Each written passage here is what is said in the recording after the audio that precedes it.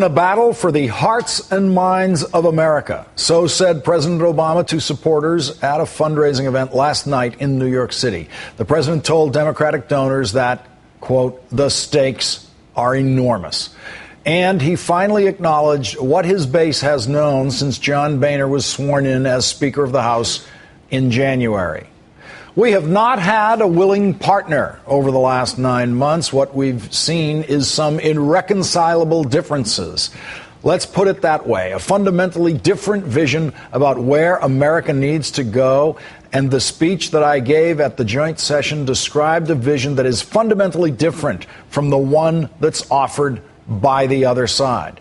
The president's appearance at the fundraiser came at the end of a day that began with his appearance in the Rose Garden, announcing his long-term deficit reduction plan that includes tax revenue increases on the highest income earners and closing corporate tax loopholes. The president obviously found the Republican response to his speech earlier in the day so weak and empty that the president thought he could repeat it to his audience last night. The president said, "You're already hearing the moans and groans from the other side about how we are engaging in class warfare and we're being too populist and this and that and the other, all the usual scripts. If you think you're seeing something different now, a new tone from President Obama, a new confrontational strategy in dealing with congressional Republicans, you are not wrong." Today's New York Times quotes White House Communications Director Dan Pfeiffer saying, "It is fair to say we've entered a new phase. The popular narrative is that we sought compromise in a quixotic quest for independent votes. We sought out compromise because of failure to get funding of the government last spring, and then an extension of the debt ceiling in August would have been very bad for the economy and for the country. We were in a position of legislative compromise by necessity. That phase is behind us." The mythical class warfare that Republicans imagine has broken out simply because the president has suggested that millionaires should pay a higher tax rate than their assistants has a new defector. The rich already lost their superhero Warren Buffett to the other side. Indeed, the president has named his notion of tax fairness the Buffett rule after billionaire Buffett famously revealed he paid a lower tax rate than many of his middle-class employees. Billionaire Mark Cuban wrote on his blog, "While some people might find it distasteful to pay taxes, I don't. I find it patriotic.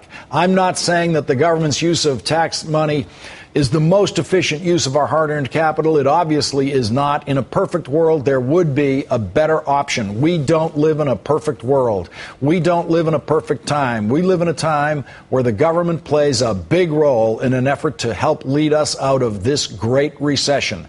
That's reality." Today, Republicans shifted their rhetoric from class warfare to trying to portray the president as a quitter at the game of government. Boehner spokesman Brendan Buck said, "Divided government is difficult and at times ugly, but with 9.1% unemployment and more than a year until the next election, I don't think Americans are going to approve of the president taking his ball and going home." Joining me now is Congresswoman Jan Schakowsky of Illinois, who served on the president's National Commission on Fiscal Responsibility and Reform. Thanks you for joining me tonight. Thank you, Lawrence. Has the president taken his ball and gone home? Is that a fair characterization? You know, it's just amazing that they would say that after being obstructionists of saying no, no, no to absolutely everything that he has done every time that he's reached out to them. They're smart, however, really, I think, to drop this idea of class warfare, because actually what the president is trying to do is stop the war on the middle class that has been waged for decades now and has benefited their constituents, that is the Republican-favored constituents, against the wealthiest. But of course, the president has not taken the ball and gone home. In fact, what he's saying to them is now, if you want to really do something, these are some of the terms that I have laid out. And I'll tell you, Lawrence, my constituents are thrilled. Yeah, Eric Cantor walking out on the president was not characterized as taking his ball and going home. But here they are doing this. It seems to me that there's not yet any specificity on how the Buffett rule would be written into law, how you could write it so that a situation wouldn't occur again where Warren Buffett, a billionaire, would be paying a lower income tax rate than middle-class employees who work for him. How would you write that into law? Well, first of all, the president has said that those tax cuts for the wealthiest Americans absolutely are not going to be renewed. But I certainly introduced my own proposal, the Fairness in Taxation Act, that would raise the rates for the highest earners, starting at $1 million and ratcheting up to $1 billion.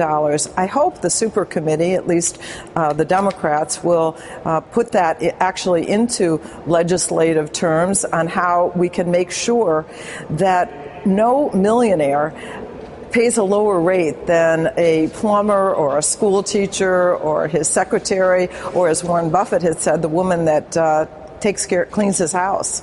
Yeah, I personally don't see any way to write this other than just a set of new tax brackets that address the Buffett level of income. I mean, you certainly couldn't write a law that it's somehow that your tax return is dependent on what your employees' tax return figures are. It's just going to have to be some new higher bracket in the billionaire range, as you've written, and in the multimillionaire range. Although getting rid of the carried interest, which allows hedge fund managers like John Paulson, who made $5 billion last year and paid mostly at a 15% rate, that's got to be out the door. That's unacceptable. So I think there are a number of different ways that we can address this. But most Americans absolutely agree with this notion, and for the Republicans to say, well, we shouldn't go after these wealthy people, and calling it class warfare just doesn't sell. How does it feel to be watching the argument come your way? Here you were proposing new higher brackets when everybody thought, oh, listen, you can't do that. Don't even think about it. Don't even dream about trying to get something other than the top bracket at around $250,000. When you first proposed this, I remember having you on the show, and you were a very lonely voice.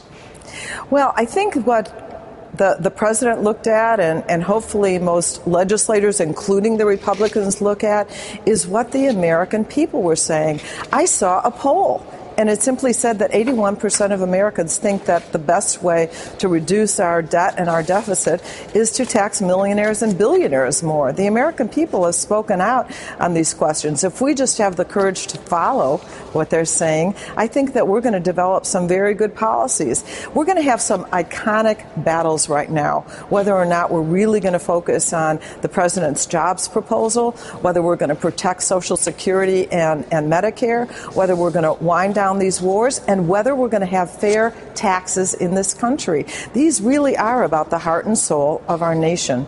Congresswoman Schakowsky, the president is saying that he has irreconcilable differences, just fundamental differences in worldview with the Republicans in the House of Representatives. At the same time, he's saying we cannot wait until after the next election next year to do something about jobs in America. He's at the same moment saying we've got to pass the jobs bill.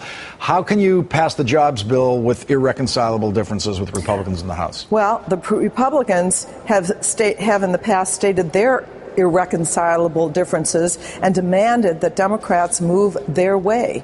They made these threats over the debt ceiling and made demands that they were not about to back up on. I think now that the president is saying, look, these are the terms, it's supported by Americans, we need to get this job done now, hopefully, because I think if the Republicans don't move, it's at their peril in the next election. And the president, I think, is absolutely sincere in wanting to deal with these before next November. Representative Jan Schakowsky, thank you very much for joining me tonight. Thank you.